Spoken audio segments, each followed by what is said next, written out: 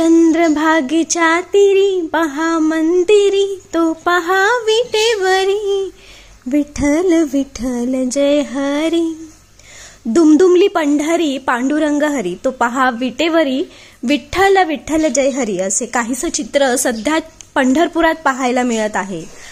आज आषाढी एकादशीचा पवित्र सोहळा साजरा होत आहे. यानिमित्त मुख्यमंत्री देवेंद्र फडणवीस यांच्या हस्ते श्री विठ्ठल रखुमाई देवीची शासकीय महापूजा संपन्न होणार आहे.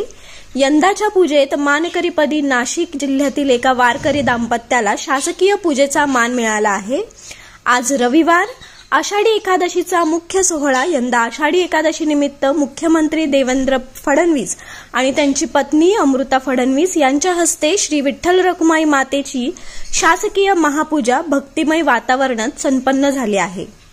यावेळी मुख्यमंत्र्यांसोबत मानाचे वारकरी म्हणून कैलास दामू उगले वय वर्ष 52 वर्ष आणि त्यांची पत्नी कल्पना कैलास उगले वय 48 वर्ष, मुपो जातेगाव तालुका नांदगाव जिल्हा नाशिक यांना महापूजेचा मान मिळाला. दाम्पत्य गेल्या 10 ते 12 वर्षापासून नियमितपणे वारी करत आहेत. कैलास यांचे वडील माजी सैनिक आहेत.